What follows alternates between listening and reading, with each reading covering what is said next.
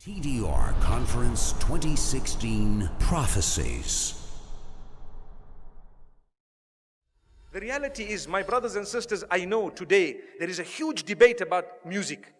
I want to mention again, we spoke about logic a little bit earlier. We know from a religious perspective, the ruling. Let's speak about from a logical perspective. Wallahi, now I have done my own little research with non-Muslims.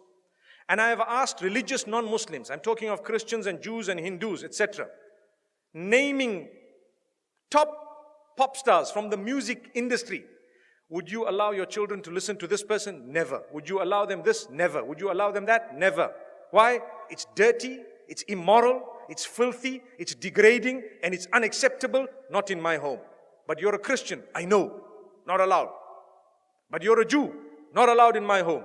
But you're a Hindu, never, not with my children. Why? Because the industry is dirty, that's what it is. So people argue, no, there is maybe perhaps, I do agree.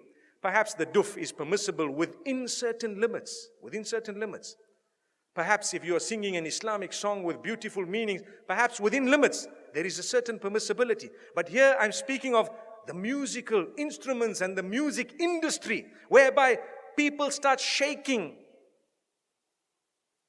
I don't even know what.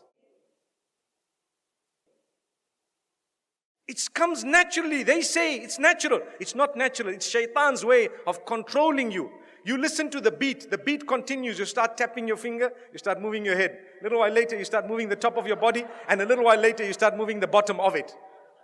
May Allah subhanahu wa ta'ala forgive us. And the words have become so dirty, my brothers and sisters, that it is a sign of the hour. And people say, nothing wrong. My brother, you have a beard that reaches the ground and you're still bopping. Astaghfirullah. May Allah forgive you and forgive all of us. You cannot do that. We need to be careful. I want to teach you something very, very beautiful. Why don't you replace that with the Quran? Melodious recitation. Listen to Ra'ad al-Kurdi. Listen to anyone else that you would perhaps like, Sa'ad al-Ghamidi. Beautiful recitals of your choice. Abdul Basit, Abdul Samad, whoever else you like. There will be so many people. Replace it. It's beautiful. It's soothing.